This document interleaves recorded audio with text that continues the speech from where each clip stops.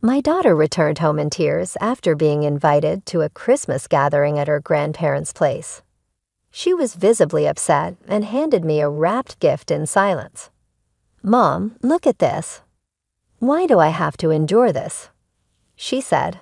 I was at a loss for words.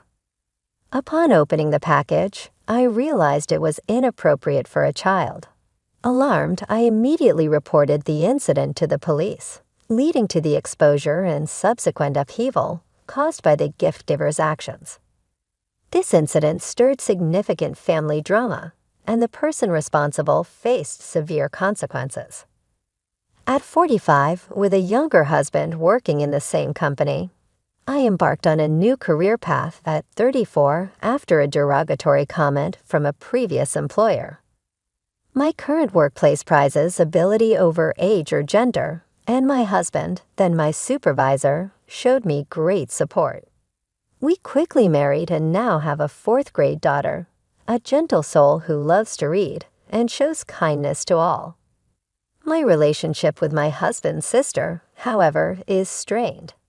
Despite my good relations with my in-laws, she disapproves of me for being older than my husband and mocks our quick marriage. Her derogatory comments about my age and the physical changes from pregnancy were hurtful, yet I tried to remain unaffected for my peace of mind. Her attitude changed only when she had a quick wedding and moved away, reducing our interactions and sparing me from her taunts. This shift allowed me to focus on welcoming our daughter into the world despite the challenges of childbirth. The birth of our daughter, although difficult, marked a joyful milestone in our lives, free from the negativity that once clouded our happiness. Gaining strength from my husband's unwavering support and encouraging words was pivotal during the birth of our daughter. When she first cried in the delivery room, his gratitude and recognition of my effort moved us both to tears of joy. However, 5 months after our daughter's arrival, my sister-in-law gave birth to a boy and resumed her visits to our home, each trip taking an hour.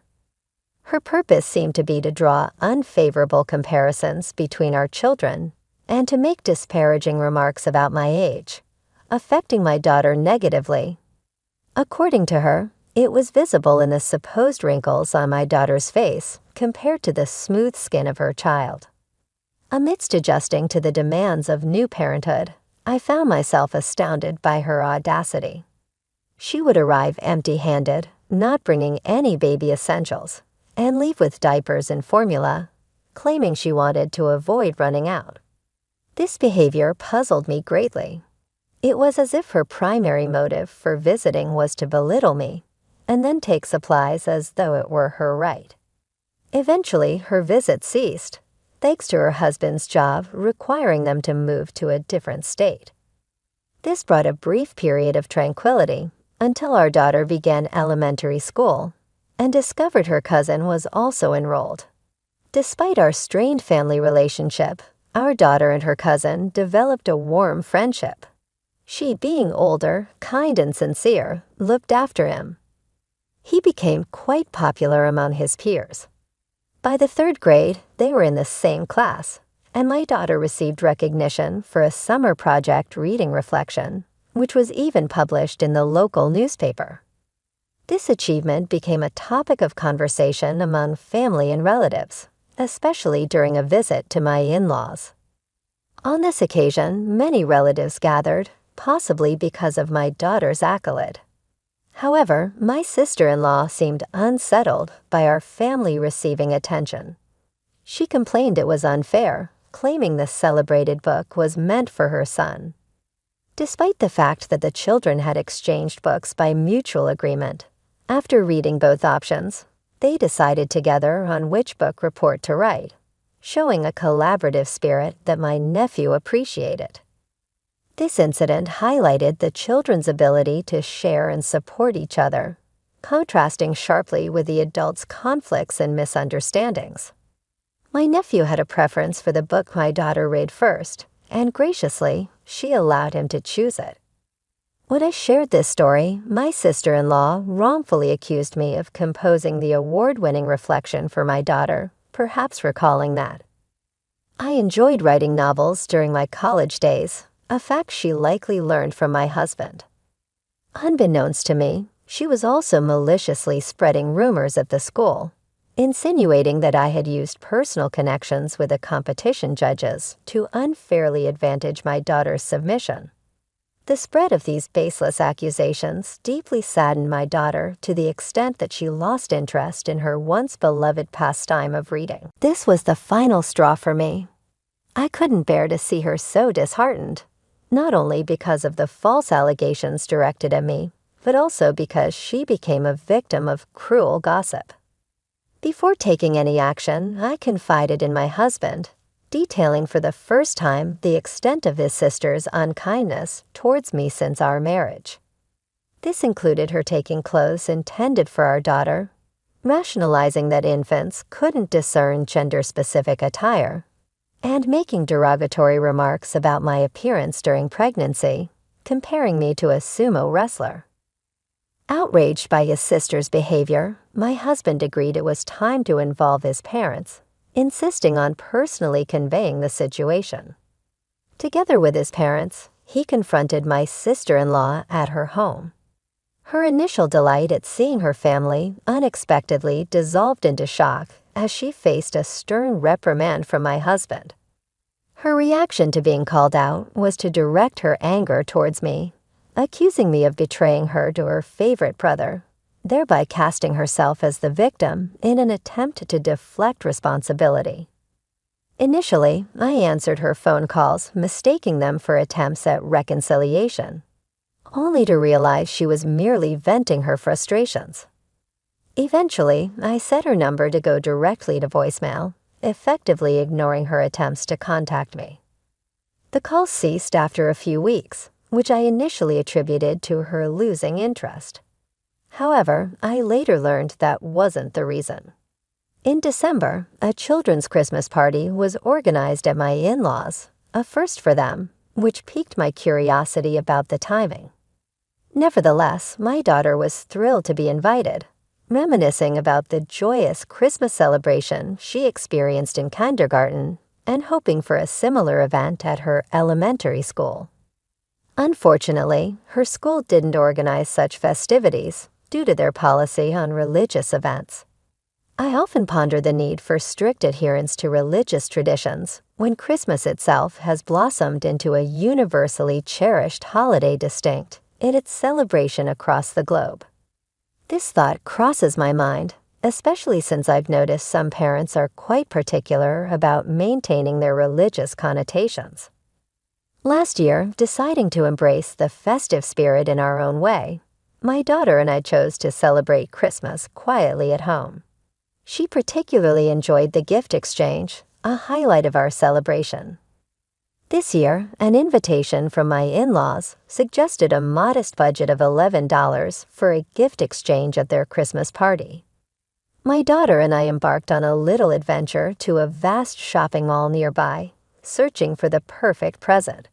She eventually settled on one of her cherished picture books, eager to share its story, and the joy it brought her with someone else during the party.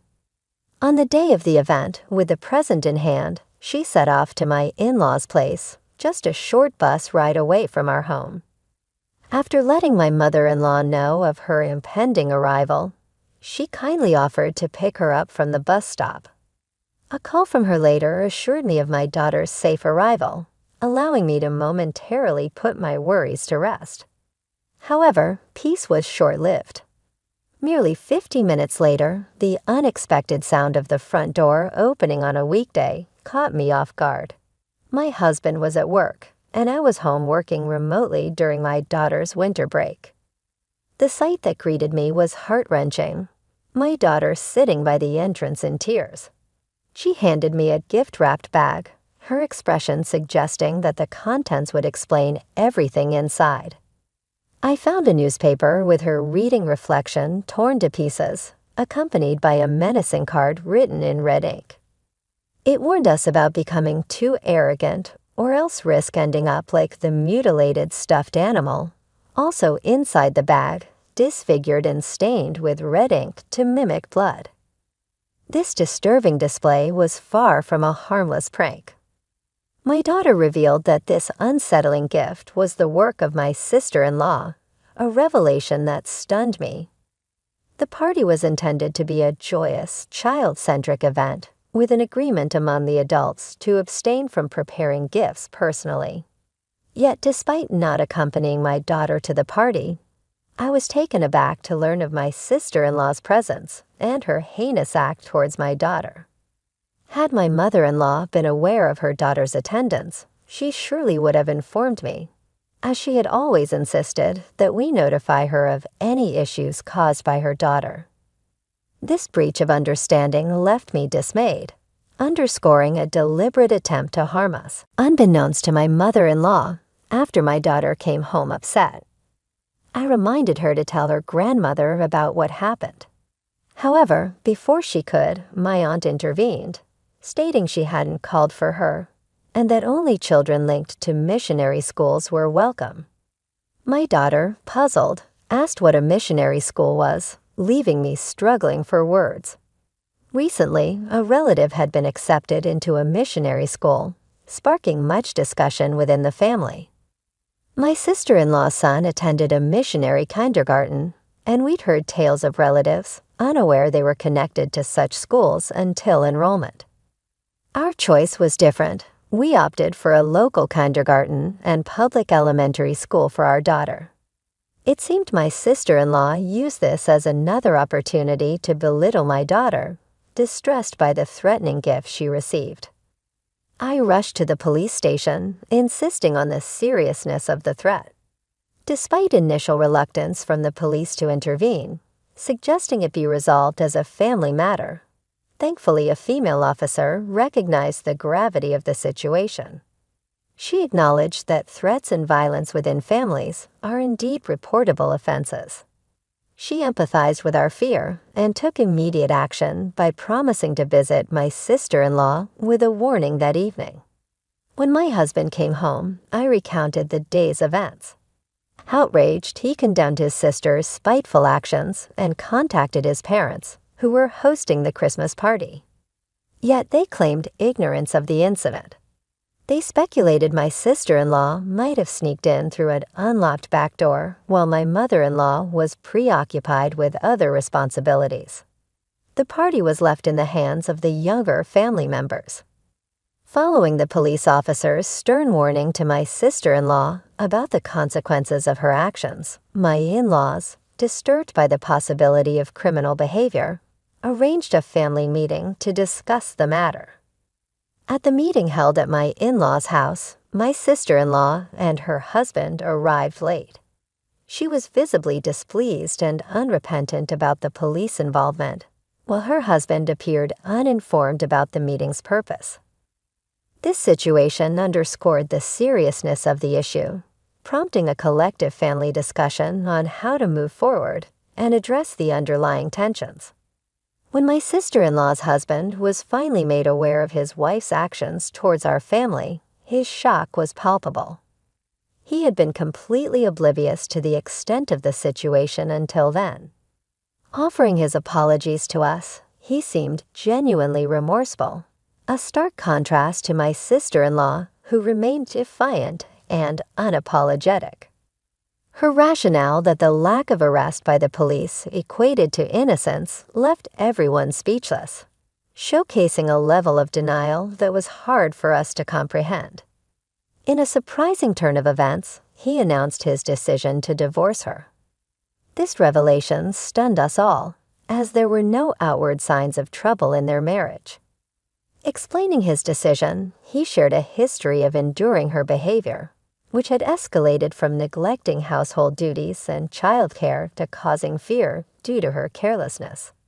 Her obsession with appearances led to multiple unnecessary moves, each driven by her vanity and the desire to maintain a certain social status rather than actual job requirements.